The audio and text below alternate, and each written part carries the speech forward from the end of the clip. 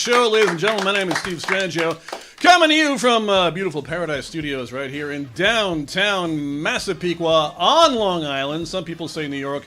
We say Long Island. And ladies and gentlemen, this is Super Mega Trivia Slam. Yeah, give it up, you guys. We did not rehearse that at all. All right, ladies and gentlemen, welcome to the show.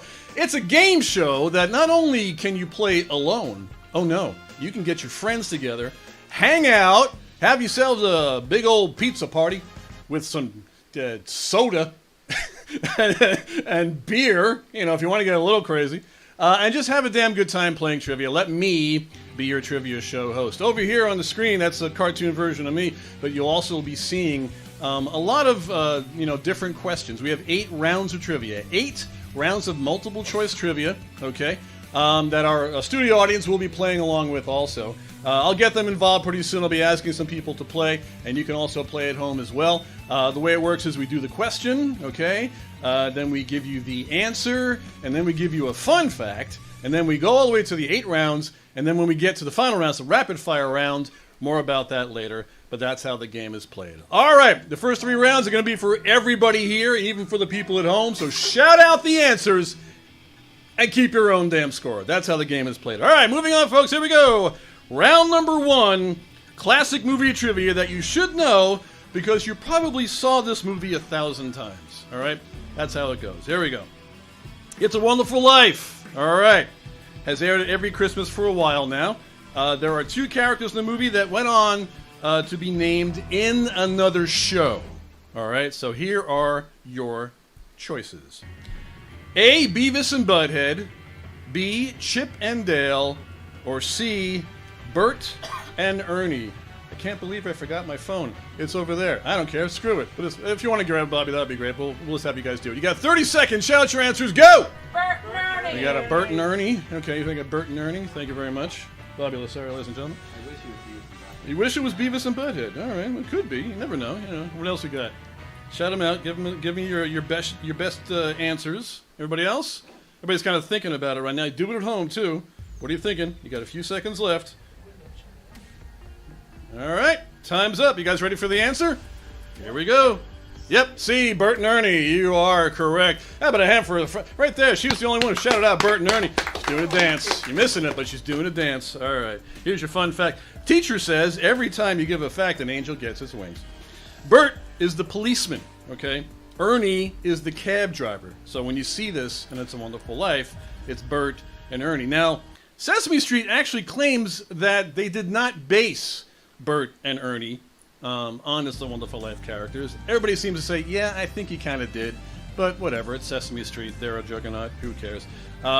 It's a Wonderful Life has always been played. Now, have we seen it in color? Have you guys seen the color version? No, there's a color version of it.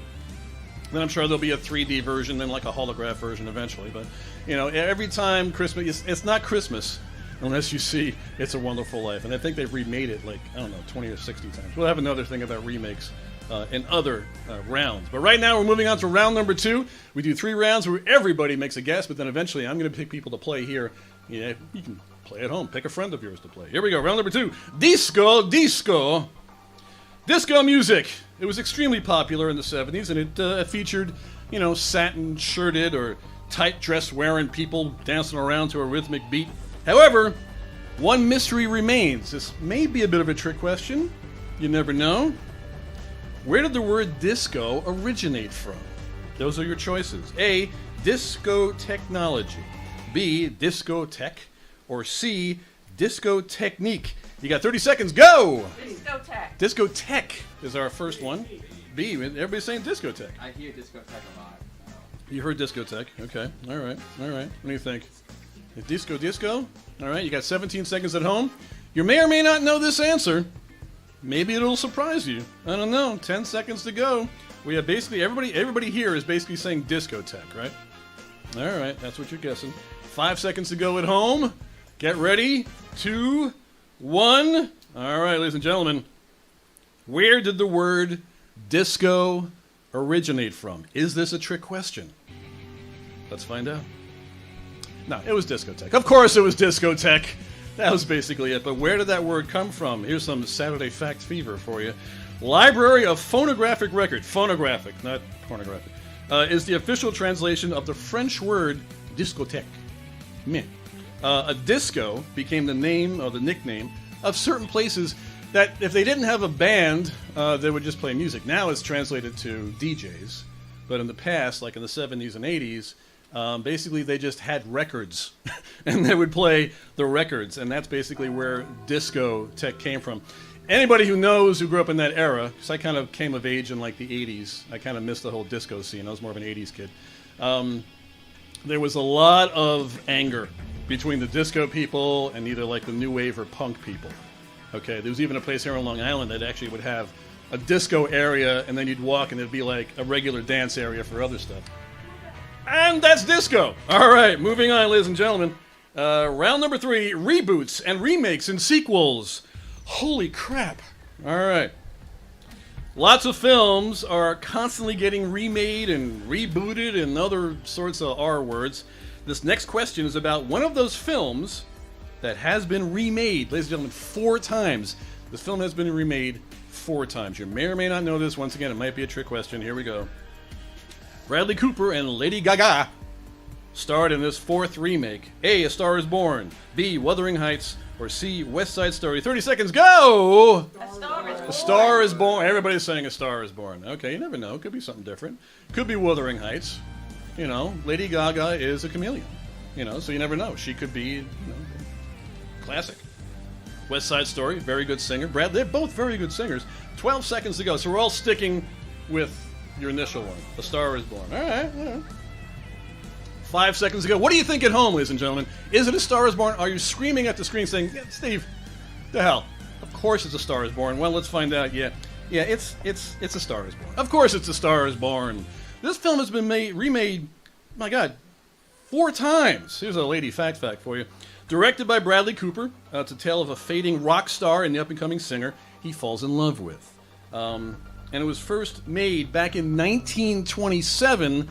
Of course, obviously, it was a lot different back then. No rock stars in 1927. Then again, 1954, right? Then again, in 1976, Barbra Streisand and Chris Christopherson starred in the 1976 version. Stu is back, and he's pointing something. Have a hand for Stu. He's back. Ladies and gentlemen, Stu is back. Stu's been gone for a while, but now he's back. What are you pointing to? 1937. 37. Was it 1937? Oh, I said 27. You know why? Not wearing my glasses. No, I'm not keeping score, and I don't care about the years. So it is 1937. Thank you, Stu. The man comes back, and he helps us. So thank you. Excellent job. All right. You know what that means, Stu? That means you get to be our first player for today. And what do you win, Stu? What do you win?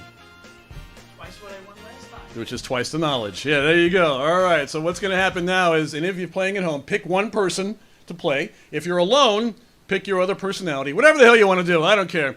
Now, everybody here is going to shout out the answer, but then we're going to wait, and then I'm going to choose to see what Stu is going to say for the answer. So here we go. Round number 4. Stu, it's a classic. What's our classic one? What do you think it is? Them foreign movie titles is crazy. All right? We all love this one. Foreign movie translations of American movie titles. Do they make sense? No. They never do. You know why? Different language. They have a word for everything over there. I'm going to give you the American movie title, and you have to guess. Stu, you have to guess the foreign translation. Are you ready, sir? C. He said C. Stu's funny. Here we go. Fast and Furious 7, the Japanese translation. There are your choices. A, Wild Speed Sky Mission. B, Big Muscle Fast Cars. Or C, Super Speed Explosion Boom. 30 seconds. Help them out. What do you got? Don't say anything yet, Stu. What do you got? What do you choose? Everybody? Everybody is stunned. They don't know what to choose. Big muscle fast cars. Big Muscle Fast Cars. We have our first one. That's going to be a B. That one's not about the muscle cars as much. It's Yeah. more about the explosion. Okay, he's using Yeah. rationale. He's using technique. 10 seconds to go. We got the. Explosion. You're going to go with the explosion boom. So number C. Okay. Anybody saying A? Any choices for A? Nobody's saying A. All right, good. All right, 1 second to go. Stu, what is your answer? I was thinking C as well. C. Super Speed Explosion Boom is Fast and Furious 7. The Japanese translation is Stu correct. Tension. It might be an explosion. It's A, Wild Speed Sky Mission. Yeah, Wild Speed Sky Mission. Why? All right, here we go. It's a Fact and the Furious. Come on, I had to do that one. Okay, also known as Furious 7. The plot dealt with the rescue of the computer hacker. Remember that? The whole thing? Okay. It was in the sky. They would take care of everything. Very powerful surveillance program. Now, and lots of cars, of course, crashed and blew up. And blowed up. That's the way everything has to happen in that movie. Cars crash and get blowed up pretty much every 5 seconds, which is fine. It's one of my guilty pleasures. I love watching those. So here we go. Other Fast and Furious movies. Wild Speed Icebreak, and then Wild Speed Super Combo. I have no idea why it's called Super Combo, but that's what they call it. Exactly. The combo comes with fries, basically, the way it works. All right. Super Mega Trivia Slam, you're watching the show right here. Thanks so much for watching us, ladies and gentlemen. Hey, you want to see this show maybe at your location, like a live show? I can do 3 back-to-back shows live, just to have a good time. We could do it like this. Once again, we don't, if you want to give out prizes, that's perfectly fine. The show's all about just having fun with your friends and just having a good time, and that's how it goes. All right, we're moving on. Who wants to play next? You want to play? I'll play, yeah. You'll play. All right, here we go. You're ready. The good one. I Believe in You versus J'accuse. That's how this goes. Now, what's going to happen? I'm going to make a statement, okay? Everybody here, if they believe it, they're going to say, I believe in you. But if they think I'm lying, it's J'accuse. Then you have to guess which is it. Are you ready? Here comes the statement. Guitar strings used to be made of spider silk. I believe in you versus J'accuse. 30 seconds, go! You believe, he believes in you. J'accuse! J'accuse! Isn't it horsehair? J'accuse, what do you guys think over here? 20 seconds to go. We have some musicians in the house, right? All right. J'accuse, we have a J'accuse in the back. What do you say at home? 12 seconds to go. This gentleman's thinking. He's deep in thought. What do you think? Give us either or. I believe in you versus you got 5 seconds to help this guy out. J'accuse! All right. Your time is up. Now, guitar strings used to be made of spider silk. What is it? J'accuse. J'accuse! Is he correct? Let's find out. J'accuse! That's right! That's not, it doesn't spider silk, no. But, spider fact. Spider silk was woven into violin strings, believe it or not guitar strings. So they actually give it a nice, smooth, mellow sound. And also, spiders have been known to use their webs to communicate, through the spider webs. So it's pretty fascinating. I read that in a book. All right. Super Mega Trivia Slam. This is how the game is going. How much time we got? Good. Yeah, we're doing pretty good. All right. Who wants to play? Right there, Joe. All right, Joe. You're ready. We all know how the game is played. If you're playing at home, once again, you know what to do. Here comes round number 6. In for a penny. In for a pound. You like money? Who doesn't love money? All right, here we go. The pound has been a unit of money in some countries, not all. But where exactly did it get its name from? Okay, once again, I'm doing a lot of possibly trick questions here, but here we go. Is it A, currency would be pounded for shape, B, if it referred to the weight of the currency, or C, it was named after John Henry Pound? All right, what do you think? Help her out. 30 seconds, go. Pounded into shape. All right. It's a very pensive crowd tonight, ladies and gentlemen. They're studying as much as they can. There will be a written test after this, possibly an essay. 16 seconds to go. Anybody else can help them out? What do you think? Origin of the monetary unit pound. Which do you think it is? 8 seconds to go, ladies and gentlemen. Guess it is. Currency would be pounded for shape. It referred to the weight of the currency, or it was named after John Henry Pound. What is your guess? I'm gonna go with B.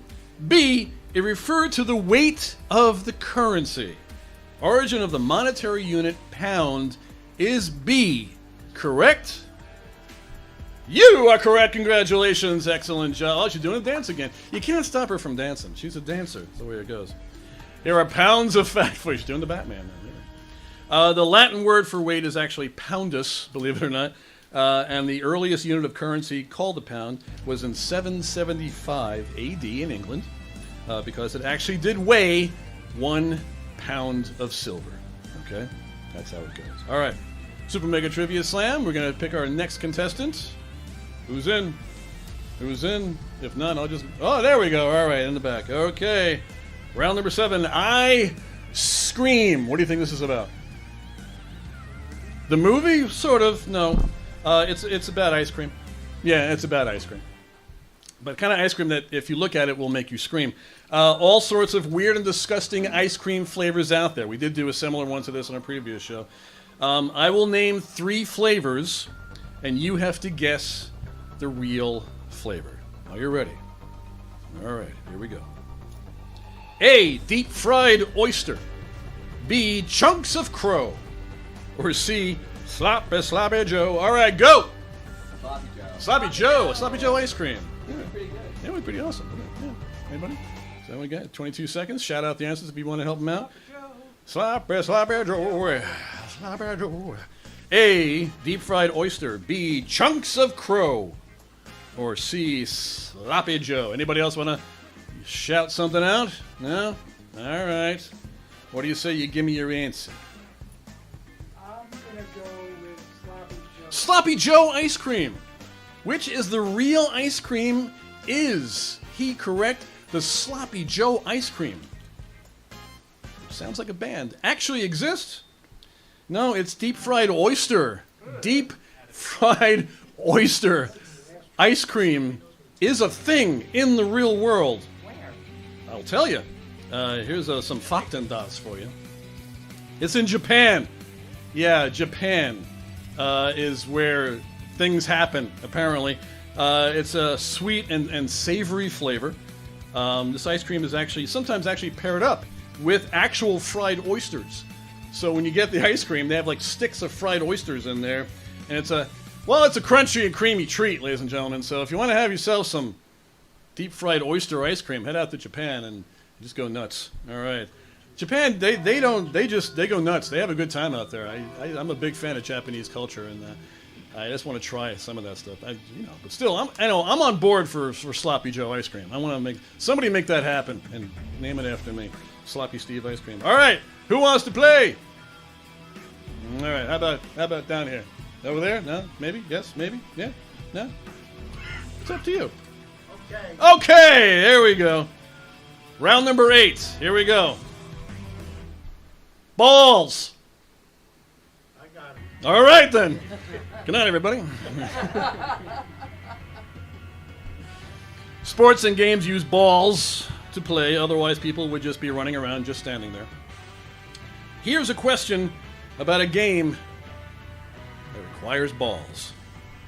How many balls are required to play pool? There are your choices. A, 13, B, 16, or C, 22. 30 seconds, go! What do you think it is? 13. You have a 13, but we're going to hold on for that for just a second. 13, 16, or 22. What do you think at home? 17 seconds to go. We got a B. Somebody's saying a B, 16. You can still change your answer if you want to. A, 13, B, 16, or C, 22 to play pool. 7 seconds to go. We got a 13. People are going for the 13. All right, so what is your final answer? Same thing. 13 balls are needed required to play pool. It's actually 16. Yeah, 16. I'll prove it. Yeah, you can change your answer. I will allow you, sir, to change your answer. Some fun ball facts for you. Can I say ball many more times than this? Pool. The game of pool has 1 cue ball, 7 stripe balls, 8 balls. 8 and 8, 16 solid color. So the 8 solid color ball includes the 8 ball. Billiards and or snooker has 22 balls. If you ever played snooker or billiards, that's how that game is played. All right, ladies and gentlemen, we have made it through 8 rounds of trivia. How you feeling? You ready for like our rapid fire round? Yeah. All right. Okay. Now in the rapid fire round, it's a fun time. It's morphed. Like in the past, when I would do the rapid fire round, I would ask a question and have people shout out answers. I found it's a lot better to give you guys a choice of 2 things to shout out. This way you can choose. I'll make a statement, much like the J'accuse game that we played before.